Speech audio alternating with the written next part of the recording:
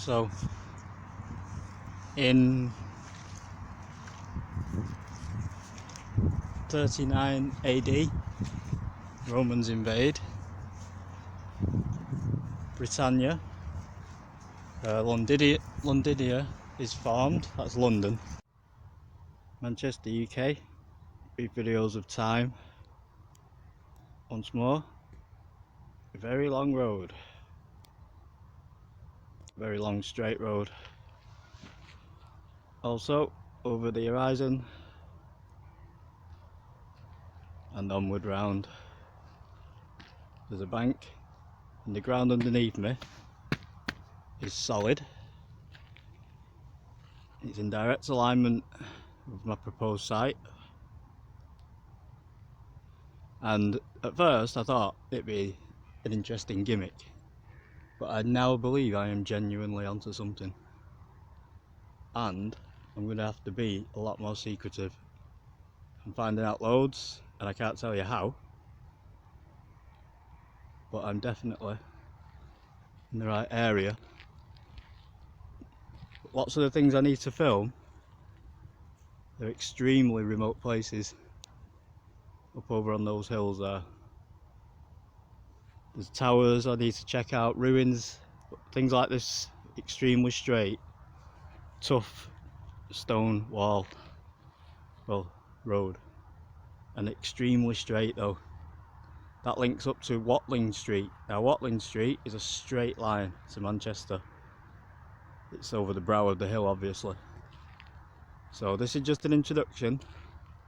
Manchester, UK with Stephen Goddard. As I've just walked over from the weir at Victoria Mills in Walshaw Brook, Walshaw area. And I'd just like to add one more bit of evidence. There's a place called Castle Shaw, and it has a Roman castle or fortification. This place is Wall or Walshaw. It suggests to me a wall. So if the other one's Castle Shaw, some more backing up evidence is Walshaw or Walshaw. So there you go. I really do believe it's going to get more interesting.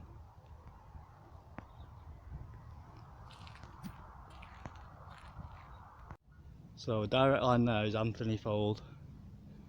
If Walshaw was to have a wall the whole way around it, it would have to be some evidence of that. A very straight on as well, wouldn't it? Like, it'd have to be made of red sandstone that was quarried from Castlefield in Manchester and have old concrete in there. But I can't really find anything like that in this area. And that's called Sarcasm Manchester.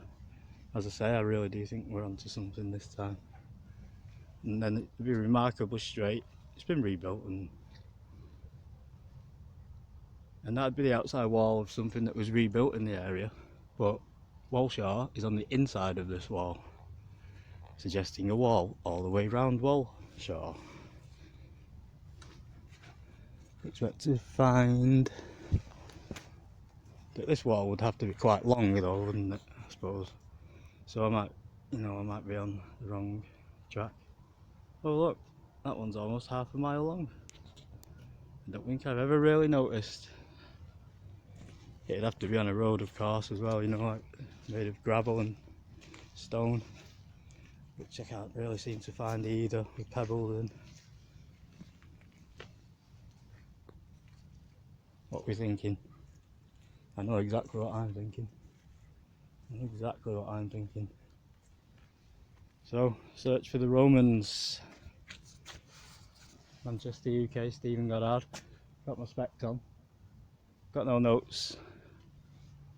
I'm in the area looking around.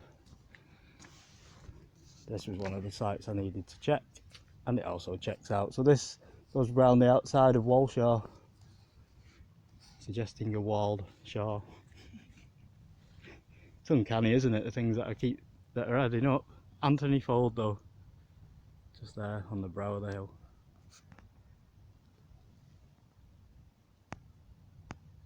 So Londinium is formed, which is modern day London obviously.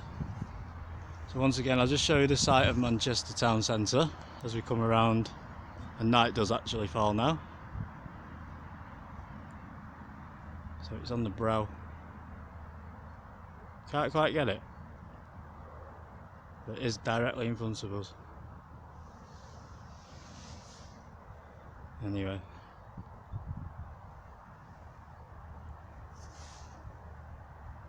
So, in Walshaw, I'm just going to have a walk around the coal mine. Yeah, 39 AD. So there's no Christianity at this time.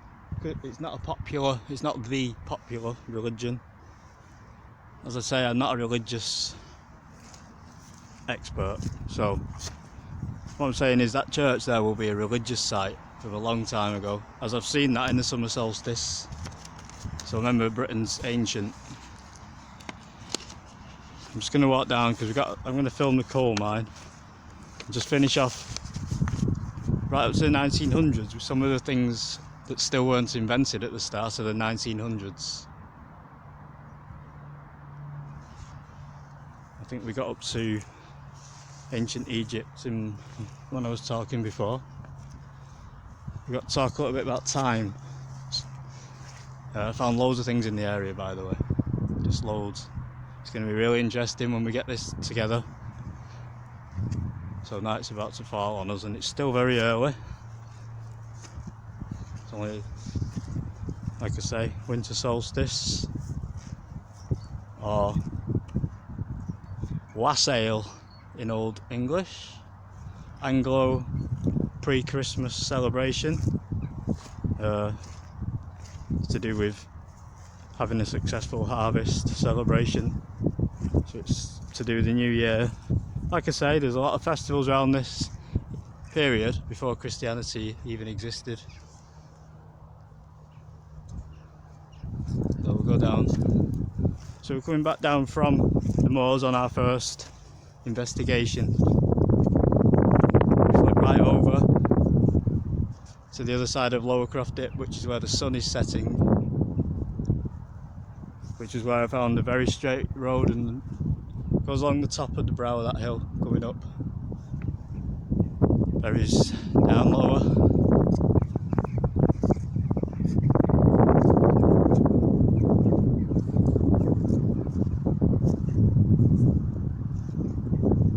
So one amazing fact as I've been looking for things is concrete. There's evidence of concrete a lot sooner than I thought. Like BC, 200 BC, in Rome there is a concrete arch. So, not sure of its name off the top of my head, but it's there. Another thing that amazed me, 1578, the first submarine, made of wood and bonded with leather. Yeah, wood, leather, and it had oars, and it could carry a payload of people, quite a lot of people. And they were submerged in the Thames for up to 3 hours. So there was an oxygen supply. The designs were never kept, so they're not sure how it worked. But there is a copy of it called the Dremel, or the Drebel, sorry. It was tested in 1600 to explain about time and the story of measuring time. But what in the modern day, I'm into physics. What I'd actually call time is duration, because it's a factor or a free radical that occurs when you travel a certain distance at a certain speed.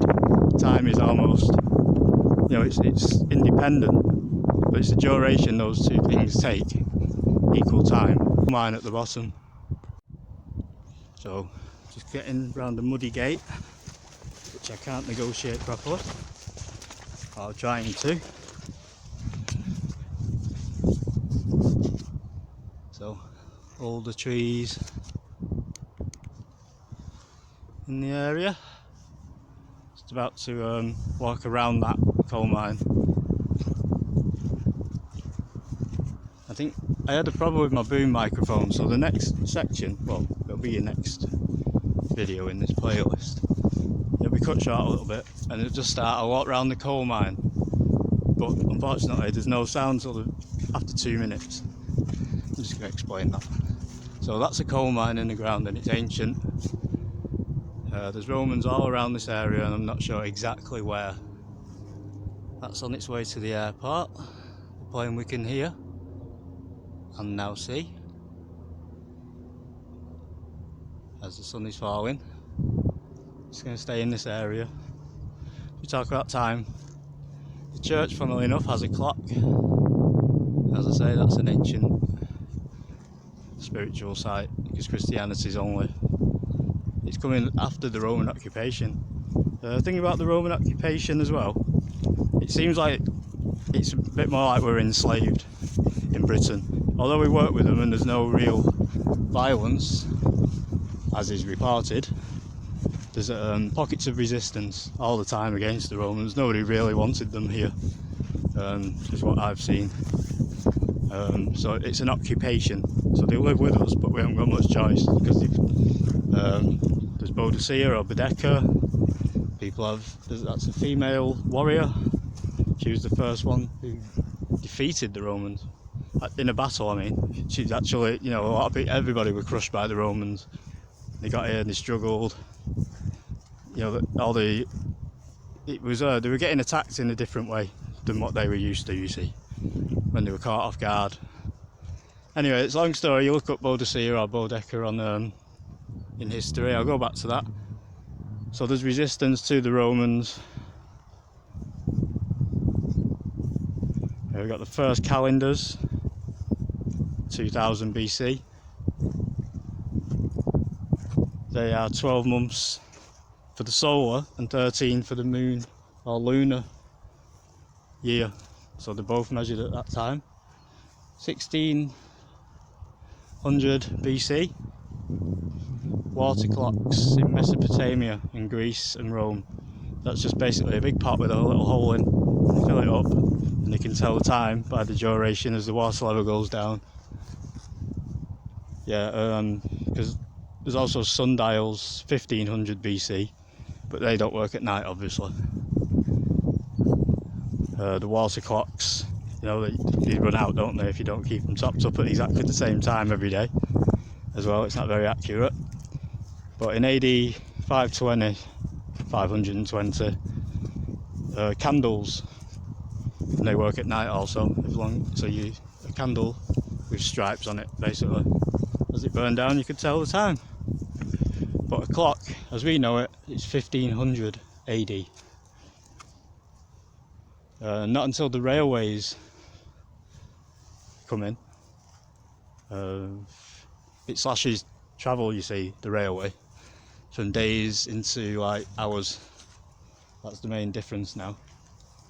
So yeah, so as you can see, trains were, as you may or may not know, trains were a major innovation, and they're actually invented in this area, pioneered in Manchester, but all around this area, Greater Manchester's the Industrial Revolution in the 1800s, and that's when the trains were brought in. George Stephenson, you can look that up. Time was then based, before the trains came in, on a 12 noon system. So each place set its clock to 12 when its sun was in the highest point. But so like in Somerset, it could be a totally different time to here by this time of day. So they were accurate to your local place. So Greenwich comes in by 1929. The British Empire and its colonies have set the standard for most of the world from Greenwich Observatory, and we use that still to this day, Greenwich Mean Time, to set our clocks. And as the sun falls, that's perfect.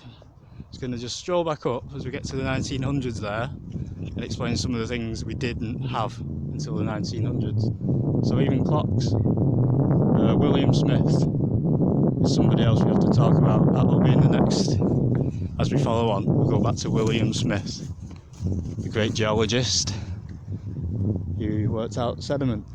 Going to take a while to explain that, so I'm going to end here. And as I say, just have a quick walk around that coal mine as the night falls. Still in Roman Britain, all these areas, suggested sites to find evidence of the Romans occupying Britain for around 350 years, and the empire completely fell by 500 AD.